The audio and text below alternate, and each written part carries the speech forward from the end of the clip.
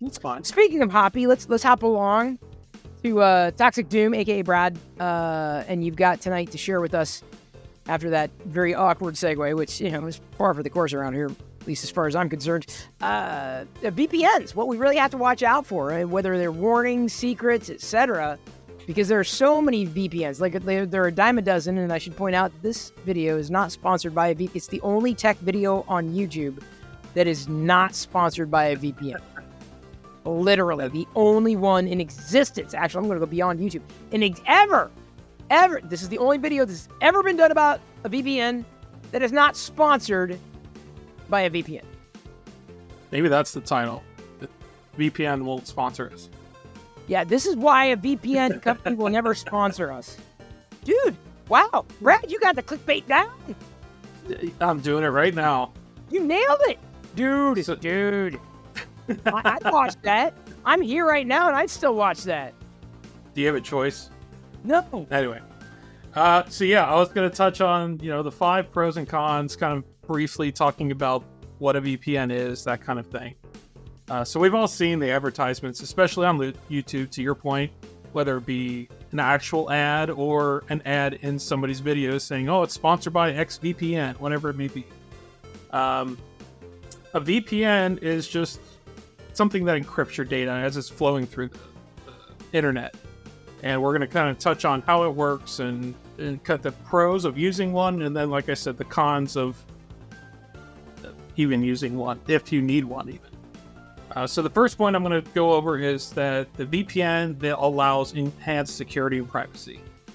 VPNs encrypt your internet connection, protecting the sensitive data that you may be transmitting from potential hackers or even surveillance, like at work or even your ISP, for example. When you send data across the internet, even if you use incognito mode, that's still just data sent across the internet. It's not secret to anybody.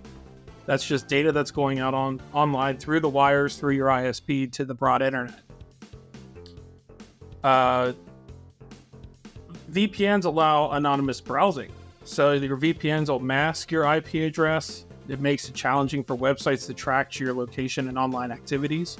And the way it does that is that if you visit google.com and your computer's going to that website, it's going to send an acknowledgement or send some request packets to Google and get that data back from Google. It's a request and an acknowledgement.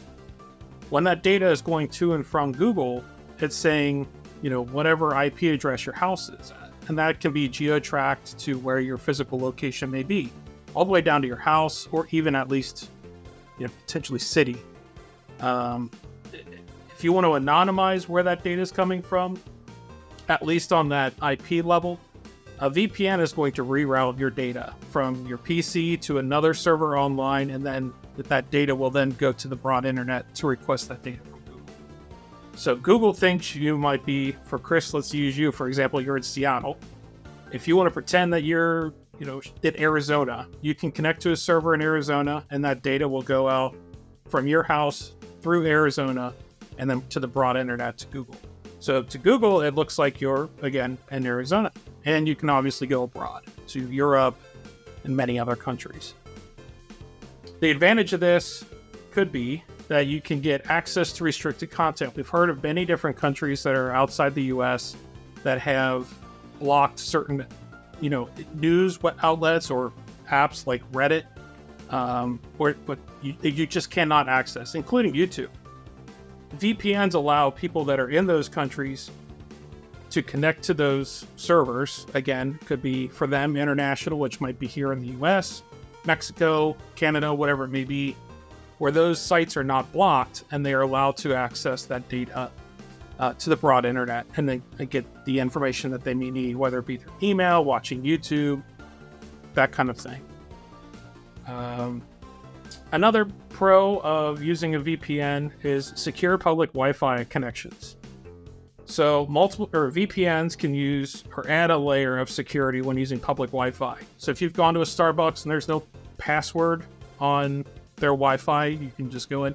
Some places have gotten better about this. They'll have our password today or something like that, or they'll have a couple flyers up around the store and you can scan it or just type in the password.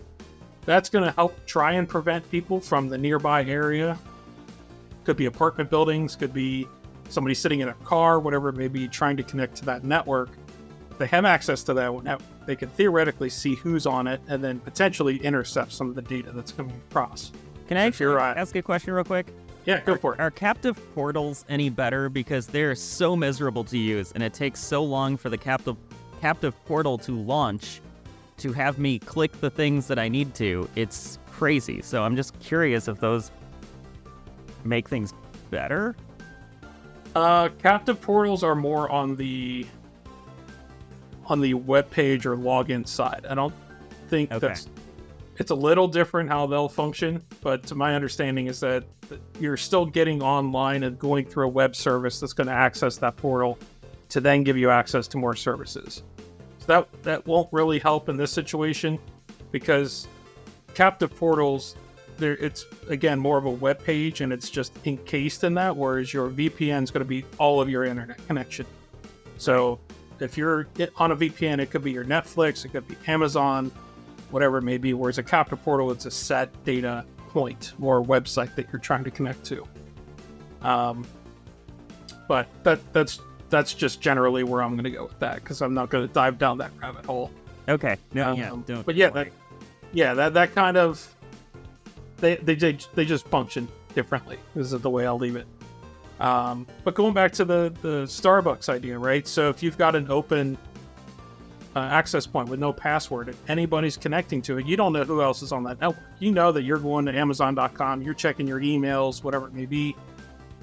But when you pulled up your Wi-Fi and you just see Starbucks Wi-Fi, instinctively a lot of people just click it, they connect, and good to go. Well, there are these things called man-in-the-middle attacks. And what that is basically a hacker or somebody that's not ethically bound might set up their own Wi-Fi within the vicinity of that Starbucks, let's say, and it'll say Starbucks free. It might say just Starbucks is their Wi-Fi. And what they're doing is they're hoping that you're going to connect to them, which in turn they're receiving your data and then rebroadcasting that back out to the actual Starbucks Wi-Fi. And in doing so, what they're basically doing is copying or seeing all the data that you go on. It could be Amazon, again, checking your email, Netflix, that kind of thing. And any of the data that they can grab, they can actually compile and try and get some sort of user information. Could be username, passwords, credit card information, that kind of thing. While not on top of that, but they could gain access to your computer. So a VPN, if you are susceptible to that man-in-the-middle attack, where somebody might be trying to get your data, think of a VPN as taking your data, in this case, going through that potential hacker. If you connect to your VPN, it's going to encrypt that data. And the way that it encrypts it is, pretend I have a letter that just says hello on it. If I'm sending that to Chris through the internet, pretending it's an email, again, this is very simplified, but imagine me just sending that data through a server. Chris receives it, he gets the word hello. Well, a VPN basically takes that letter and puts it in an envelope with a lock on it, basically encrypting it, as we'll call it. So anybody that can receive that packet, or somebody tries to intercept that data, they have to crack the code. They have to unlock it. And it's very difficult to do that. They can. It's, again, very, very difficult and time consuming depending on the encryption level. But for sake of argument, it's very difficult to crack that. And unless there's something they're really trying to get into, whether it be governmental services or, hacking other companies to, leak data or something like that, they're really not going to try to get your Amazon password or get your Netflix login or your credit card number. It's not worth the time. So that, in a shell, that's kind of how the VPN works. It's taking that data, your message that you're sending and receiving, putting it into a type of envelope with a key. You have the key and the receiver also has the key, so you're both allowed to read the messages. The last pro that I've got is remote access. So a lot of us may still work at home. We use VPNs to connect to work.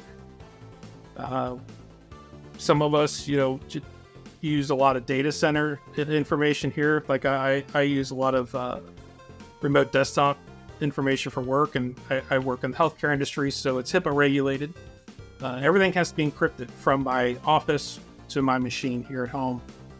And VPNs, again, will allow the secure remote access to private networks, which is, again, beneficial for not only work, but also travel. Kind of touching back on if you visited a country that might be restrictive on the type of data that you can access, again, maybe YouTube or Gmail or something along those lines, you may not have access to those in that country. But if you have a VPN on your cell phone or your computer, you can connect outside the country and gain access to that network.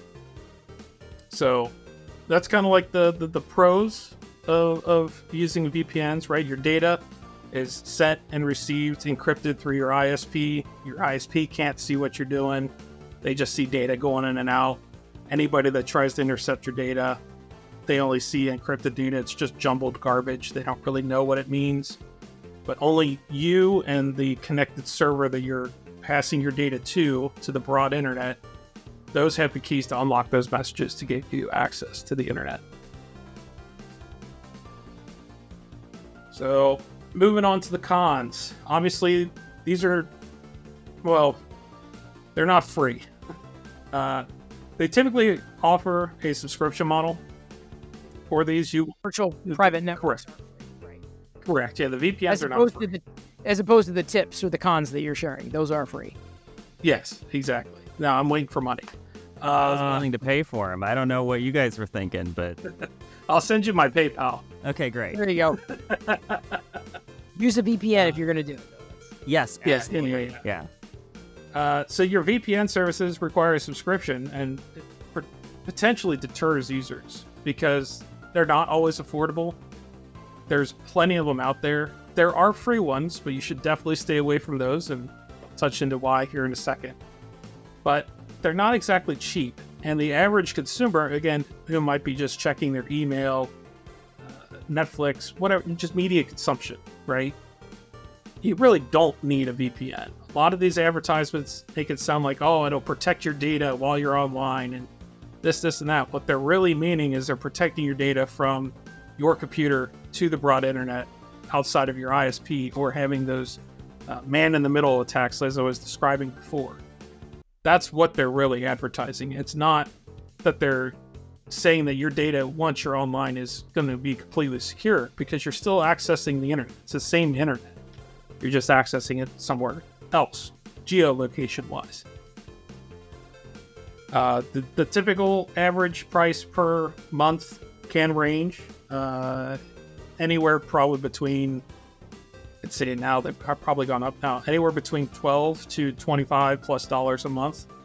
Many of them have different features, different offering different geolocations or server speeds, and they're not all the same.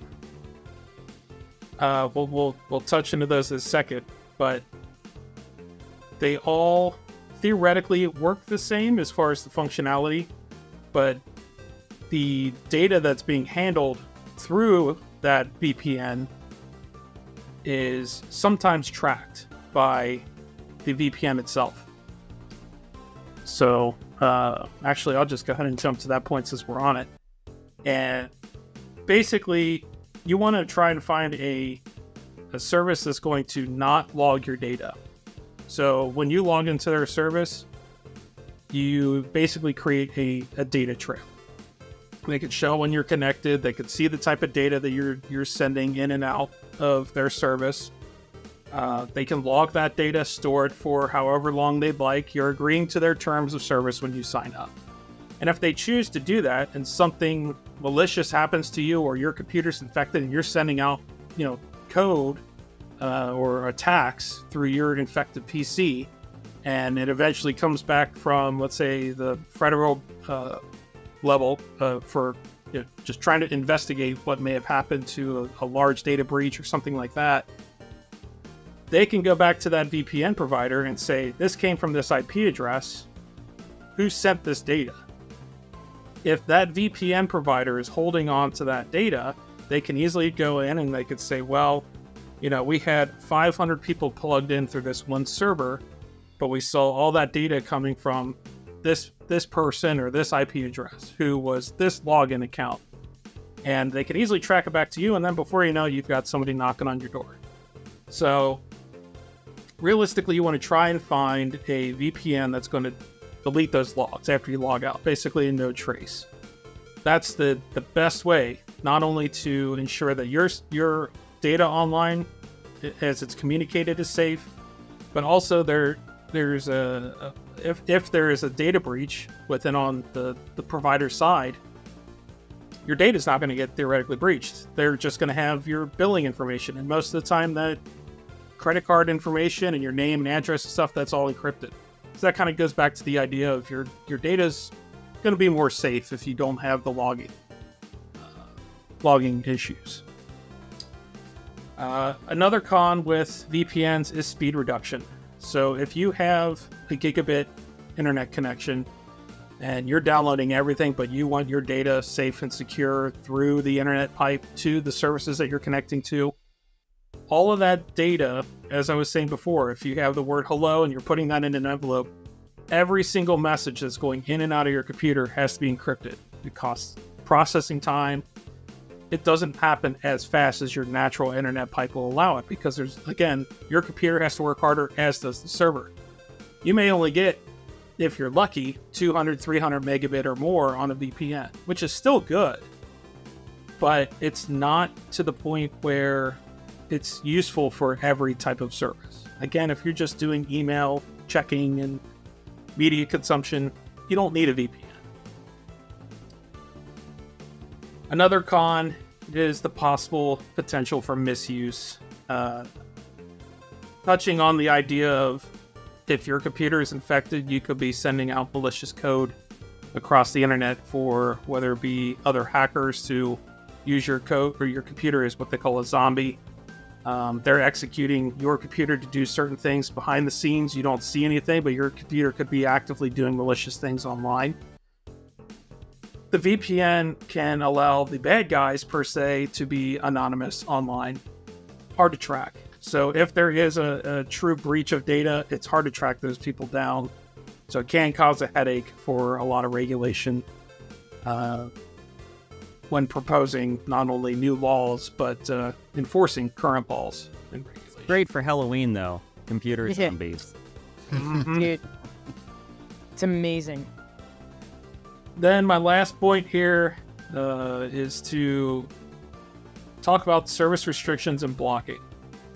So some websites and services block access from known IP addresses from big VPNs.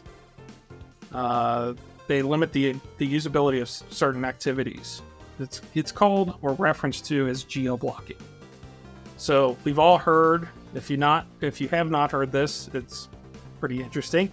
But you can use a VPN to connect to another country, and let's say use Netflix into Canada. If you're from the US to Canada, or US to Europe, they have different movies and TV shows due to the copyright material, their copyright contracts with the studios, licensing, right? Because of licensing, that it's only allowed to be in certain countries. If you use a VPN, they're starting to crack down pretty hard onto it. But if you used a VPN, even at your router level, your computer necessarily didn't even have to do it, but your router might be able to log into the service, make your entire house. Doesn't matter if it's your tablet, your phone, your Xbox, whatever it may be. Basically, it looks like you just moved to another country and set yourself there within 5 minutes. By the way, fun fact, no one will know this unless they use a VPN, but this show you're watching right now is actually the biggest show in Moldova. Like, we're huge there. And no one knows that. No one knows that unless you use a VPN, so... Yeah. Can we put the chart up here to show all the users in Moldova? Yeah, we're like the #1 show on Netflix there. And the funny thing, we only have 4 viewers there, just to show you the popularity of the program. It knows no bounds. No, not at all. So the geo-blocking, that's been enforced. So again, you used to be able to make it look like you were in another country. You could access content that wasn't available in your country, stream it like you were in that country, but from the comfort of your own home. There is a way around this, however, and the best way to do that is to host your own VPN. And that might be a topic for another day. But if you know of a very close friend and you're not going to abuse their internet connection, because remember, even though the data is encrypted, it's making it look like you're at wherever the physical server is that you're connected to. Makes you look like you're there. So if you connect to your friend's house and you start throwing some illegal torrents out on the internet, they might get a knock on their door saying, hey, why are you file sharing? You don't own this content. They're going to get in trouble, right? They could point the finger at you. You're in another country. That's, getting into the gray area. But basically what I'm saying is use it ethically. But if you have a friend that is in another country, whether it be Australia or Europe or Canada, and they're willing to set up a VPN server, which there is free software out there, you could theoretically connect to that. You would be using their home internet connection, and you could still get around that geo-blocking because that is a private internet address. It's not a service-owned IP address. Because when you connect to a VPN big box company, as I'll call it, you're sharing those servers, those physical locations, with hundreds or thousands of people connecting at the same time. So those IP addresses are very well known to these other streaming sites. So there are some ways to get around this still. But that is just, another con, is that geo-blocking is a thing, and it's eventually going to become back to where we are without VPNs. Content's just not going to be available to everybody. Now, speaking of VPN, I got a VP and I got a PV, and this is a good beer. It was just a lot of beer. So I'm going to let y'all host this for a minute. Because if I don't, I'm going to VPN all over the chair. Well, why you another beer? But all those were.